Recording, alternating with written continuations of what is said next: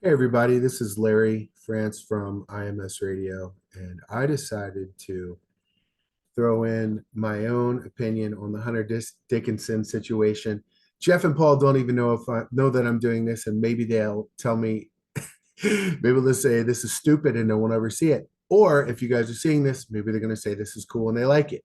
All right, so here we go. What I'm going to do for you is a decision analysis resolution with the Hunter Dickinson situation. So this is part of what I do where I work. I work on process and data analytics and helping my organization to make big decisions. And there's a thing called decision analysis and resolution. And we have spreadsheets that I've designed, and it uses criteria and weights, and you score each of the potential solutions, and you get a result at the end, and it helps you to analyze and think about all of the possibilities and helps you to come up with the best possible solution for your organization, or in this case, for Hunter Dickinson. So what I'm going to do is I'm going to share my screen. I'm going to share my screen. Here it is. This is the decision analysis and resolution form that I've created. You can see already it gives away the lead that Maryland's in the lead, and people are going to think that I'm biased for this. But let me just go and explain why I came to the conclusion I came to. So I put 6 schools into contention. I think these are the final 4. However, Georgetown and Michigan have also been talked about enough that I felt like I would put them in as well. Throughout the saga, from reading Jeff, and I've read many of the other message boards because they get linked to Inside Maryland Sports. And so I've seen those other threads as well. I've seen other people, what they're posting on Twitter. We've heard what Hunter said. And so there are 5 criteria that I think have been the most brought up and the most significant. NIL money. Can he win a championship? Development for the next level, getting to the NBA. Proximity to home, particularly for his family to be able to come and watch the games, and his relationships at the program. These are the 5 criteria that I came up with. And I weighted each of the criteria based on my perception. Now, of course, Hunter might look at this and say, this is ridiculous. NIL is a 5. NIL compared to the rest, this is a 10. And of course, that changes the entire scoring system and everything. I'll show you that in a minute once I'm done explaining. I've got NIL money as a 5, and the proximity to home is a 5. Based on all the stuff that we've heard, the family we've heard likes Maryland because they want to be able to come to the games easy, right? And Georgetown maybe, right? So those are gave us 5s. And these are the weight is a 1 to 5 scale, 1 being the lowest, 5 being the most important. I gave 4s to development to the NBA and the relationships, and 3 to championship, because I've heard that, but I haven't heard it as much. And let's be honest, of the final 4, any team that he goes to is going to be a top 10 program, right? So it's going to be close anyway, right? So anyway, I gave that the least weight. Now, people may say, may quibble with this, and if you do, please let me know. I'll change all the data in here if you want to, and we'll see how the numbers shake out. All right, NIL, let's go here. Why did I come up with the numbers I came up with? I gave Michigan, Villanova, Kansas, Kentucky 10s. Obviously, they're not all going to be exactly the same, and there's been rumors that one of them has dwarfed everybody else, that Willard was shocked by the numbers. So, did Villanova say we're going to give you $2 million a year when everybody else is offering 1, and I'll just throw a 20 in there, and you see what happened to their number there. It went crazy. But we'll put it back to 10 for now. I gave them all 10s. We know Michigan gave him a lot of money last year. We know these 3 are offering a lot of money. And I feel like they're all the big guns when it comes to NIL. Georgetown, I gave an 8 because we've heard that they offered a lot of money too, but I haven't felt that it was in the same category as those other 4. And Maryland, we've heard, is competitive, but is not in the same category as those others. So that sounds like a 7 out of 10 to me. Competitive, but not a 10 out of 10 like these others. That's how I came up with those numbers. The ability to win a championship. So Kentucky and Kansas are Kentucky and Kansas, right? They're elite blue bloods. And I know that Kentucky's had a couple of years where they struggled recently as compared to Kansas, but it's still Kentucky. And they still have 5 stars everywhere. And they have an incredible recruiting class coming in again, as they always do. And so I have them both as tens in terms of projection next year to be able to win a championship. Maryland and Villanova, I put in the same bucket here as eights. And the reason is because I think they both have like top 25-ish rosters without Hunter. And then Hunter puts them both in the top 10. And I know Villanova was pretty bad last year, had a rough year, but Moore was hurt, right? He comes back. You get Hakeem Hart and who's their other transfer? I can't remember. But they have a pretty good roster, at least a top 25 roster, I'd say. You add Hunter to it, they become a top 10 team, maybe top 5-ish.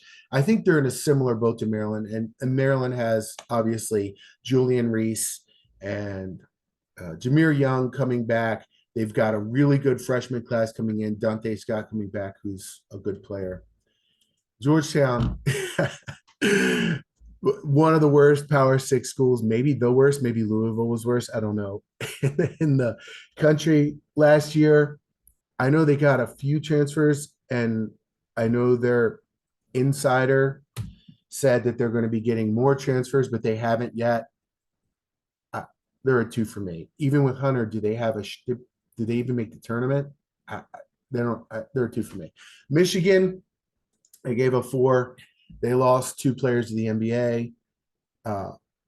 They didn't make the tournament last year. I don't think they have very good prospects this year. Again, correct me if I'm wrong. I know they got Caleb Love, but I don't see it with them. You guys can correct me if I'm wrong. Somebody wants to tell me I'm wrong. Development for the NBA. There's probably going to be a lot of argument about this one. Kansas has a history of inside players coming into the program and becoming NBA players, sometimes over the course of years, sometimes, one and done type guys. I gave them a 10. Kentucky, I gave an 8, and some people might balk at that because they have so many NBA players. But here's my problem with Kentucky. Not a problem per se, but Kentucky recruits ridiculously talented players already. They come in as NBA talent. Does Kentucky really develop them for the NBA, or they're just the stopover until they get to the NBA is what it feels like. I'm not going to say they don't develop players at all. And Calipari in his earlier years did that, right? With UMass, right?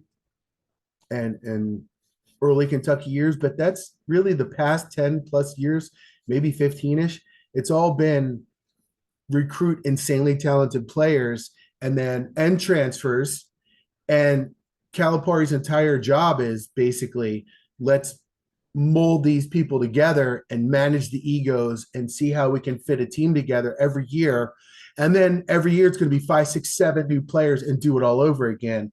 And is it really development? I don't know. I gave him an 8 though. Still very good. Maryland, I gave an 8 as well.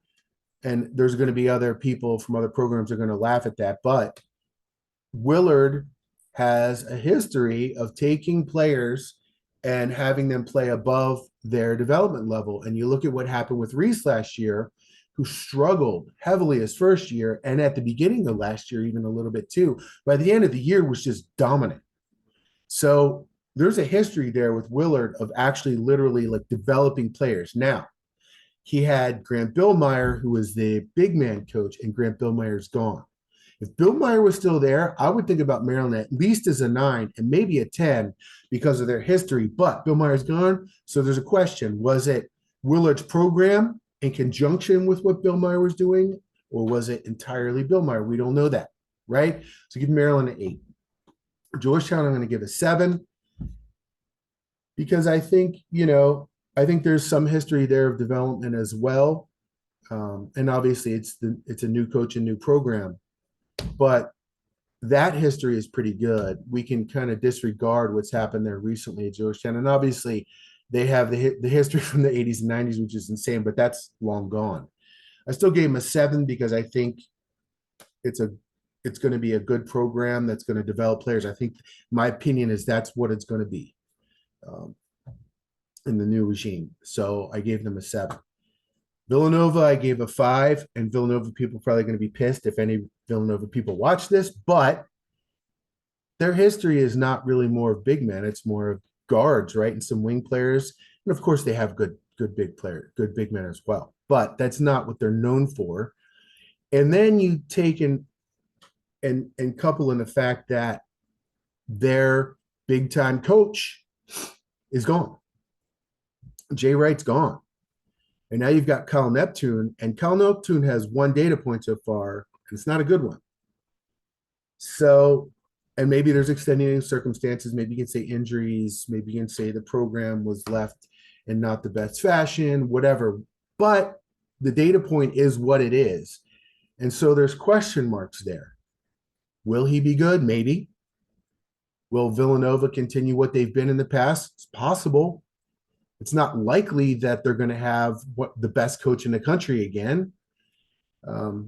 So right now, if you're a player and you're looking at that, there's got to be question marks, and that's why I'm giving them a 5. Like I'm not saying they definitely will be bad at it, but there's also definitely no guarantee that they're going to be good at development either.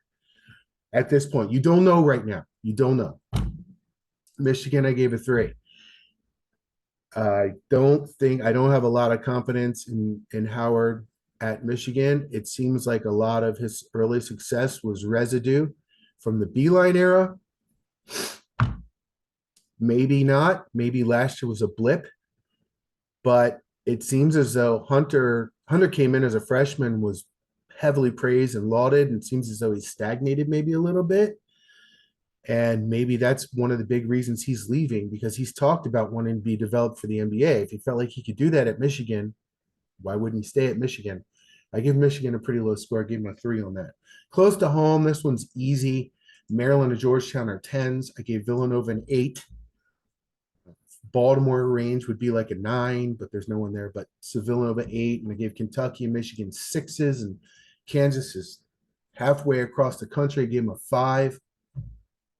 Relationships, Maryland gets a 10 there again.